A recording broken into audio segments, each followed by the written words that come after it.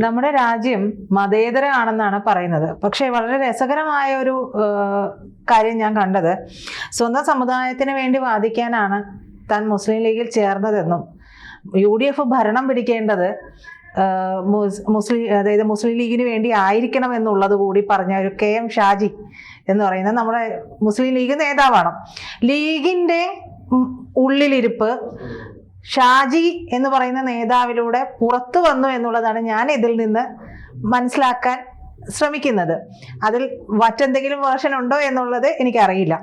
പക്ഷേ അതേസമയം വേറൊരു ചോദ്യം അവശേഷിക്കുന്നുണ്ട്. ഇത്തരത്തിൽ തന്നെ ഹൈന്ദവ സമൂഹത്തിനിടയിൽ നിന്ന് ഇത്തരത്തിൽ ഹൈന്ദവ സമൂഹത്തിൻ്റെ ഉന്നമനത്തിന് വേണ്ടി ഏതെങ്കിലും ഒരാൾ തുറക്കുകയാണ്, സംസാരിക്കുകയാണെങ്കിൽ അത് വർഗീയ വിഷം ചീറ്റലായി, വർഗീയത തുപ്പലായി എന്ന് വേണ്ട സകല വർഗീയതയും ഹൈന്ദവ സമൂഹത്തിൻ്റെ മേലിലും ഈ സംസാരിക്കുന്ന ഏത് വ്യക്തിയാണോ അവരുടെ പേരിലേക്കും വരുന്നു.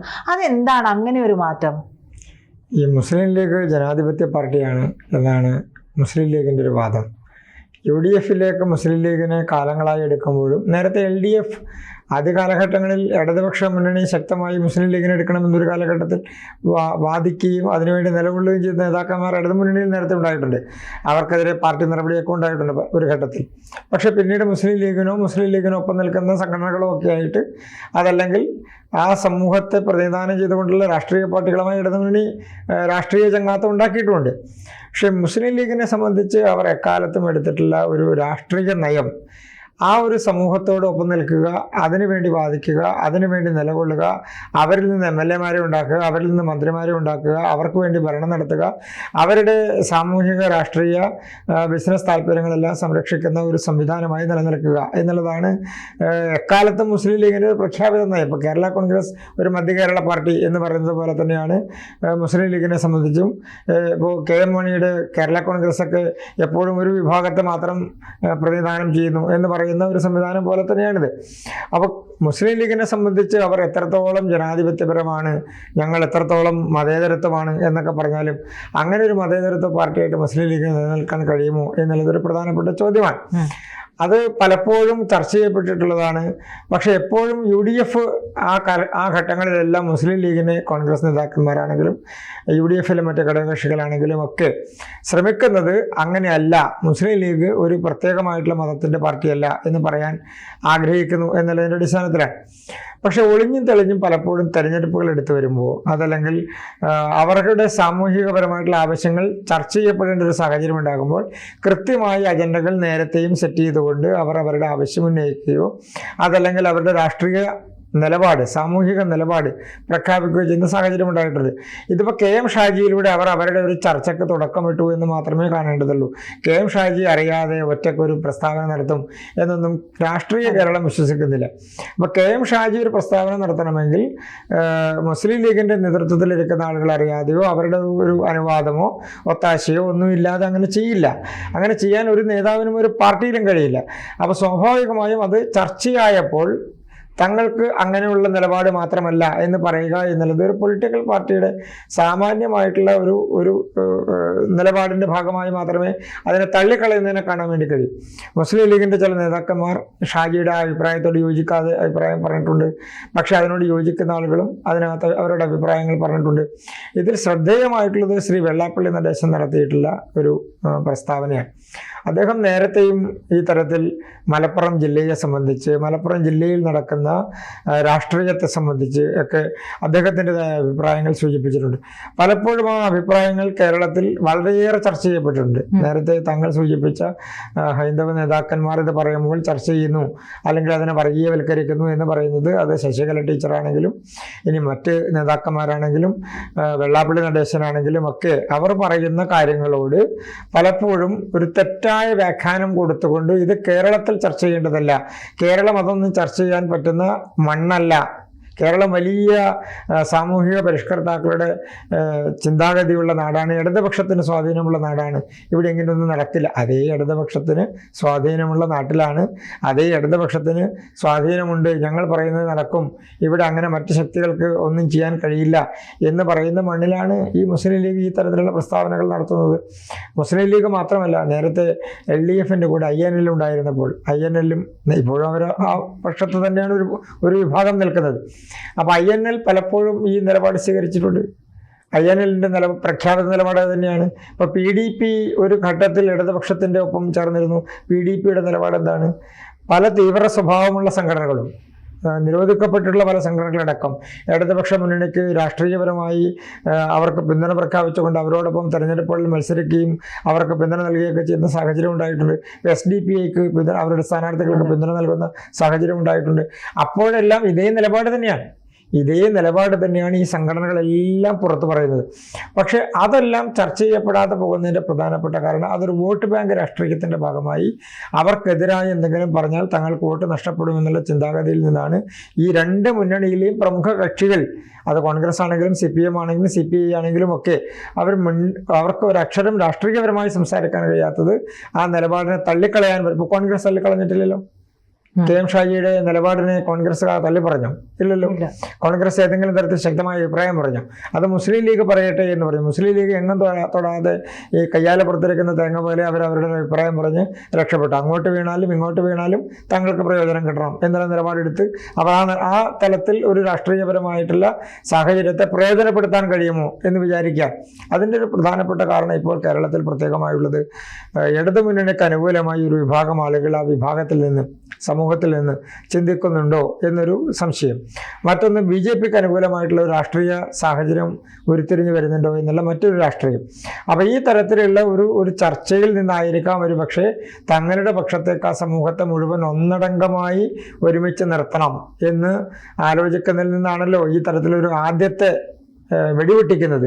ആ രാഷ്ട്രീയം പറയുന്നതിൻ്റെ അടിസ്ഥാനത്തിലാണ്. അതുകൊണ്ടാണ് ശ്രീ ഷാജി ആ രാഷ്ട്രീയം അങ്ങനെ തന്നെ പറയുന്നത്. അദ്ദേഹം അത് തള്ളി പറഞ്ഞിട്ടില്ലല്ലോ, പിന്നീട് അദ്ദേഹം അത് പിൻവലിച്ചിട്ടില്ലല്ലോ. അപ്പോൾ സ്വാഭാവികമായും അത് ചർച്ച ചെയ്യപ്പെടണം എന്നുള്ള ഉദ്ദേശത്തോടു കൂടി തന്നെയാണ്. അപ്പോൾ അത് ഒരു രാഷ്ട്രീയമുണ്ട്. ആ രാഷ്ട്രീയം അവരുടെ രാഷ്ട്രീയമാണ് എന്നുള്ളതിനേക്കാൾ അപ്പുറത്ത് അവരുടെ അജണ്ടയാണ് എന്നുള്ളതാണ്. അത് രാഷ്ട്രീയ അജണ്ടയേക്കാൾ അപ്പുറത്തൊരു സാമൂഹിക അജണ്ടയാണ്. ആ സാമൂഹിക അജണ്ട പുറത്ത് പറയുക എന്നുള്ളത് ഒരു രാഷ്ട്രീയ പാർട്ടി കൃത്യമായി ചെയ്യുന്ന അജണ്ടയുടെ ഭാഗമായിട്ട് തന്നെയാണ്. അങ്ങനെയുള്ളൊരു പാർട്ടിക്ക് എങ്ങനെയാണ് തങ്ങളൊരു സമൂഹത്തിന് വേണ്ടി മാത്രം നിലനിൽക്കുന്നവരാണ് എന്ന് പറയുന്നവർക്ക് എങ്ങനെയാണ് MLA ആകാൻ കഴിയുക, എങ്ങനെയാണ് മന്ത്രിയാകാൻ കഴിയുക, എങ്ങനെയാണ് രാഷ്ട്രീയ പാർട്ടി എന്നുള്ള നിലയിൽ പ്രവർത്തിക്കാൻ കഴിയുക? അവർക്ക് സാമൂഹിക സംഘടനയിൽ നിലനിൽക്കാം. പക്ഷെ രാഷ്ട്രീയ പാർട്ടികൾ ഇലക്ഷൻ കമ്മീഷനിൽ രജിസ്റ്റർ ചെയ്യുമ്പോൾ തന്നെ അവർ ഏതെങ്കിലും ഒരു പക്ഷത്തിന് വേണ്ടി, ഏതെങ്കിലും ഒരു സമുദായത്തിന് വേണ്ടി, സമൂഹത്തിന് വേണ്ടി നിലകൊള്ളുന്നവരാണ് എന്ന് പറഞ്ഞ് അവർക്ക് രജിസ്റ്റർ ചെയ്യാൻ കഴിയില്ല സ്വാഭാവികമായും. അപ്പം അങ്ങനെയുള്ള ഒരു പ്രഖ്യാപിത നയം പ്രഖ്യാപിക്കുക എന്ന് പറയുന്നത് രാഷ്ട്രീയപരമായി നിലനിൽക്കുന്ന ഒന്നല്ല. പക്ഷെ അതവർ പ്രഖ്യാപിക്കാൻ അതിനൊരു രാഷ്ട്രീയ ലക്ഷ്യമുണ്ട് എന്നുള്ളതാണ് സാർ പറഞ്ഞതിൽ നിന്ന് മനസ്സിലാക്കാൻ കഴിയുന്നത്. അതായത് ലീഗിന് ഇപ്പോൾ ഉള്ളിൽ നല്ല ഭയമുണ്ട്. അതായത് ഇലക്ഷൻ അടുത്തിരിക്കുകയാണ്, തദ്ദേശവും നിയമസഭയും. അപ്പോൾ BJPയുടെ പ്രവർത്തനങ്ങൾ, BJPക്ക് ഇതുവരെ ഉണ്ടായിട്ടുള്ള ഒരു മേൽക്കോയ്മയുണ്ട്, അതിനെ ഭയപ്പെടുന്നുണ്ട് എന്ന് പറഞ്ഞാൽ തെറ്റാകും? BJPക്ക് കേരളത്തിൽ BJPക്കെതിരെ ഒരു ഘട്ടത്തിൽ ഇടതുമുന്നണിയും UDFും ഒക്കെ നിരന്തരമായി ന്യൂനപക്ഷ വിരുദ്ധ പാർട്ടിയാണ്, ന്യൂനപക്ഷങ്ങൾക്കെതിരാണ്, ക്രിസ്ത്യൻ സമൂഹത്തിനെതിരാണ്, മുസ്ലിം സമൂഹത്തിനെതിരാണ് എന്ന് നിരന്തരമായി പ്രസ്താവനകൾ നടത്തുകയും പ്രചരണം നടത്തുകയും BJP ആ വിഭാഗങ്ങളിൽ നിന്ന് അകറ്റി നിർത്താനുള്ള ശക്തമായിട്ടുള്ള പ്രചരണവും പ്രവർത്തനവും നടത്തിക്കൊണ്ടിരുന്നു. പക്ഷേ ആ വിഭാഗങ്ങളിലെ പ്രമുഖമായിട്ടുള്ള പല വ്യക്തികളും അതോടൊപ്പം തന്നെ സാമൂഹികപരമായി ചിന്തിക്കുന്ന ആളുകൾ, രാഷ്ട്രീയപരമായി കുറച്ചുകൂടി ചിന്തിക്കുന്ന ആളുകൾ, പ്രത്യേകിച്ച് രാജ്യത്ത് വികസനമുണ്ടാകണമെന്ന് ആഗ്രഹിക്കുന്ന ആളുകൾ, അങ്ങനെയുള്ള വലിയൊരു ജനവിഭാഗം BJPക്ക് അനുകൂലമായി ചിന്തിക്കുന്നു കേരളത്തിൽ എന്നുള്ളത് അവരെ ഭയപ്പാടോട് കൂടിയിട്ടാണ് അവർ നോക്കിക്കാണുന്നത്. ഒരു ഘട്ടത്തിൽ അവർ അതൊരു ക്രിസ്ത്യൻ സമൂഹത്തിൻ്റെ പിന്തുണ BJPക്ക് ലഭിക്കുന്നു, അതിന് കാരണങ്ങൾ നിരത്തുന്നു, ചർച്ച ചെയ്യുന്നു. പിന്നീട് മുസ്ലിം വിഭാഗത്തിൽ നിന്ന് BJPക്ക് അനുകൂലമായിട്ട് ആളുകൾ ഉണ്ടാകുന്നു, BJPക്ക് ജയിക്കാനുള്ള സാഹചര്യം ഉണ്ടാകുന്നു. ഇപ്പോൾ ഉത്തരേന്ത്യൻ സംസ്ഥാനങ്ങളിൽ പലതും നോക്കിക്കഴിഞ്ഞാൽ ഇപ്പോൾ ഏറ്റവും കൂടുതൽ പറയുന്നത് ഉത്തർപ്രദേശ് അടക്കമുള്ള ഗുജറാത്ത് അടക്കമുള്ള സംസ്ഥാനങ്ങളാണല്ലോ. ആ സംസ്ഥാനങ്ങളിലെ മുസ്ലിം ഭൂരിപക്ഷ പ്രദേശങ്ങളിൽ പോലും BJP MLA-മാർ ജയിക്കുന്നു, BJP MP-മാർ ജയിക്കുന്നു. അപ്പോൾ BJPക്ക് അനുകൂലമായി ഒരു അസ്പർശ്യതയില്ലാത്ത ഒരു സാഹചര്യത്തിലേക്ക് ആ സമൂഹം മാറുന്നു എന്നുള്ളത് രാഷ്ട്രീയപരമായി അവർ ഭയപ്പാടോടുകൂടിയിട്ടാണ് കാണുന്നത്. അപ്പോൾ കേരളത്തിലും അത് പതുക്കെ വരുന്നു. ഇപ്പോൾ കേരളത്തിൽ എത്രയോ മുസ്ലിം നേതാക്കന്മാർ BJP-യിലേക്ക് വന്നിരിക്കുന്നു, സാധാരണക്കാരായിട്ടുള്ള പ്രവർത്തകർ BJP-യിലേക്ക് വന്നിരിക്കുന്നു. നിരവധി മുസ്ലിം ഭൂരിപക്ഷ പ്രദേശങ്ങളിൽ പോലും BJPക്ക് അനുകൂലമായിട്ടുള്ള ഒരു രാഷ്ട്രീയ സാഹചര്യം ഉരുത്തിരിഞ്ഞു വരുന്നു എന്നുള്ളത് കേരളത്തിലുണ്ടാകുന്ന രാഷ്ട്രീയ മാറ്റമാണ്. ഉദാഹരണത്തിന് തൃശ്ശൂരിൽ BJP ജയിക്കുമ്പോൾ, BJPയുടെ MP ജയിക്കുമ്പോൾ അതുവരെ ഉണ്ടായിരുന്ന രാഷ്ട്രീയത്തിന് മാറ്റം വന്നിരിക്കുന്നു. ഒരു വലിയ സമൂഹം BJPക്ക് അനുകൂലമായി വലിയ ഭൂരിപക്ഷത്തോടു കൂടിയിട്ടാണ് ശ്രീ സുരേഷ് ഗോപി ജയിക്കാനുള്ള സാഹചര്യം ഉണ്ടായത്.